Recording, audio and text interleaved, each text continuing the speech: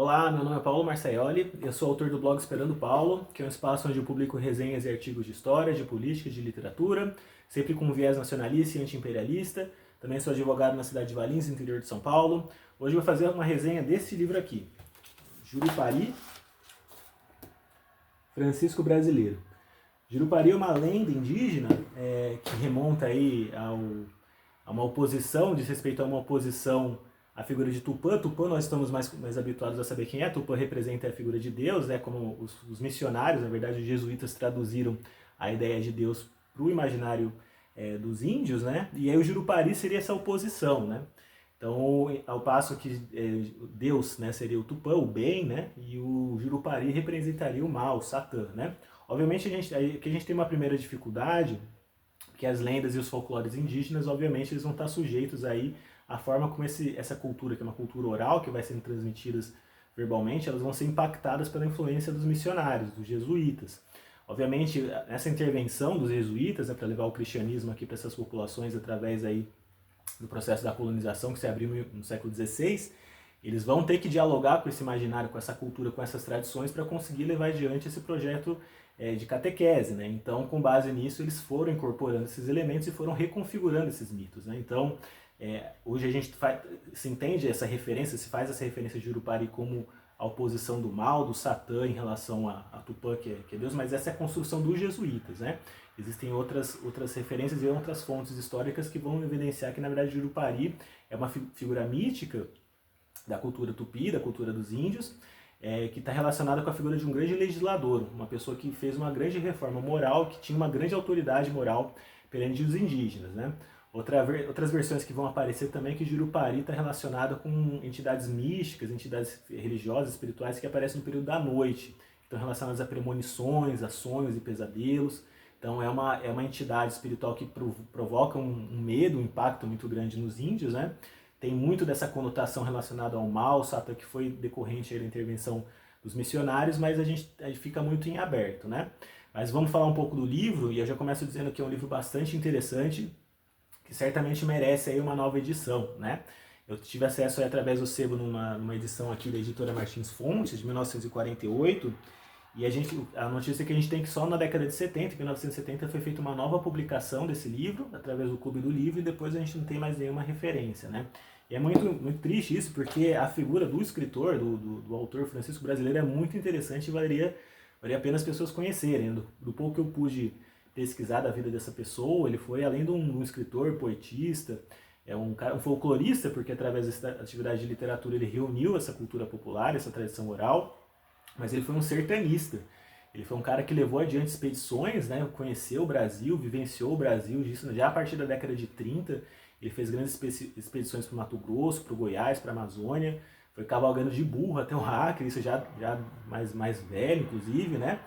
Então ele remonta toda uma tradição, assim, é um autor que vai dialogar bastante com José Mauro de Vasconcelos, né? Que esse autor ele é mais conhecido pelo Meu Pé de Laranja Lima, mas grande parte dos romances dele se dão em torno da experiência que ele teve no Araguaia. Então são escritores aí que vão desenvolver sua literatura baseando-se nessa experiência de grandes viagens, né?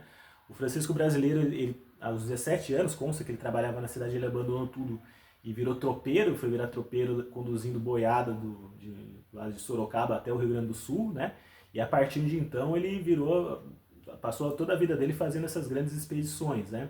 Isso já a partir da década de 30, e aí já na década de 40 ele já conseguiu inclusive até um cargo oficial e levava adiante expedições aí ligadas ao governo, né? Então tinha um cargo oficial, ele foi responsável por criação de 2 cidades, né?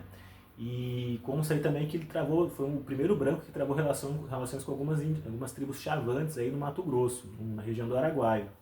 Então, só que tem uma importância, mas que está bastante desconhecida, né?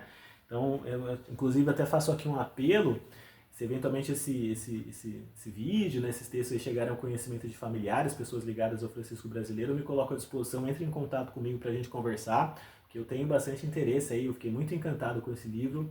Eu acho que vale a pena a gente fazer uma grande campanha de divulgação desse livro, desse autor, né?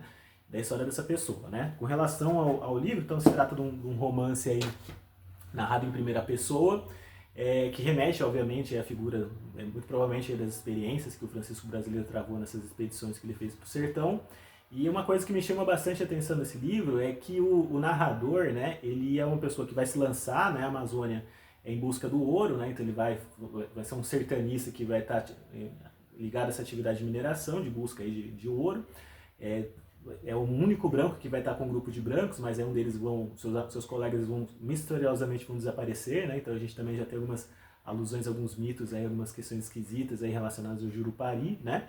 Mas ele vai basicamente viver e vai travar relações com os índios e ele vai incorporar basicamente todo o estilo de vida desses índios, né?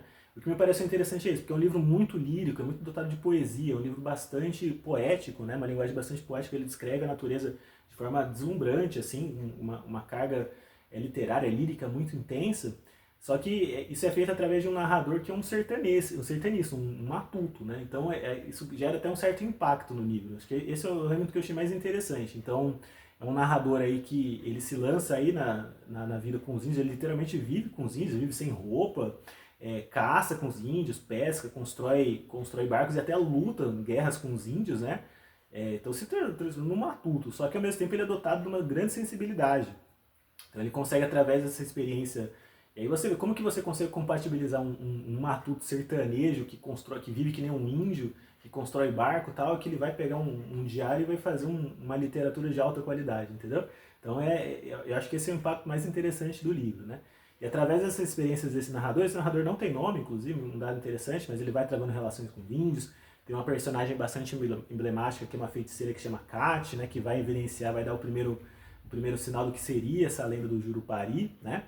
Depois ele vai se confrontar com uma tribo de pajés, né? Um grupo de pajelance que vai passar para ele um texto, que talvez seria aquilo que evidenciaria, me parece que através desse texto, na minha interpretação do livro, vai evidenciar quem que seria essa figura. Então é uma história que vai aparecer de um português que em 1600 passou por aquelas terras, né? Ele se perdeu por lá, ele acabou sendo incorporado por uma tribo indígena, ele deixou um texto escrito num português antigo e aí esse narrador ele vai conseguir revelar esse segredo e revelar aqui que é a história do Jurupari, né?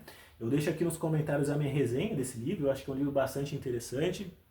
Acho que o último comentário que me chamou bastante a atenção desse livro é a forma como ele evidencia a visão social de mundo, a visão de mundo, a percepção da realidade dos índios e como ela é diferente de nós, dos homens brancos, e como isso se traduziu inclusive nas dificuldades, nas prováveis dificuldades que os jesuítas tiveram para introduzir a religião católica naquelas populações, né? Porque a nossa tradição filosófica, nossa tradição religiosa, nossa visão social de mundo, ela é muito teleológica, ela está muito relacionada a um processo linear, né, de começo, meio e fim, e nós somos conduzidos para um grande final aí, que na tradição religiosa vai nos conduzir para o céu, para o inferno ou para o purgatório, né? Ao passo que na tradição indígena, isso aparece muito no texto, tudo está muito relacionado com grandes ciclos, né? Então a vida do índio, na verdade, é um grande processo de ciclos, como os ciclos da natureza. Então a nossa vida é sempre um eterno nascer, né? O sol vai nascer, vai entardecer, vai escurecer, e os ciclos eles vão se retomando. O que seria a morte nesse processo? A morte seria simplesmente o último derradeiro ciclo para se abrir uma nova etapa. Então numa determinada passagem que ele está com os índios, aí existe uma guerra entre eles, todos eles morrem, só sobrevivem algumas pessoas, e aí eles têm que fugir, eles vão retomar, reorganizar a sua vida, então eles encaram isso com uma certa normalidade. Nossos camaradas morreram, nós estamos fugindo, vamos ter que constituir uma nova tribo, mas simplesmente uma nova etapa, é um novo ciclo que se começa a partir de agora, né? Então nesse passo, a gente verifica como para os índios a morte é encarada de forma com muito mais naturalidade, né? Isso também sugere a forma como eles encaram com bastante repulsa, com bastante repugnância, atos de covardia em relação à morte, né? Para o índio isso gera muita indignação, muita revolta, né? É motivo de revolta para o índio o medo, a covardia em relação à morte, né? Então é um livro bastante interessante, faz essa alusão a essa tradição do Jurupari. Eu recomendo todos aí que, se possível, consigam aí, a gente consegue acessar algumas cópias desses livros aí em sebos, aí na internet, vale muito a pena.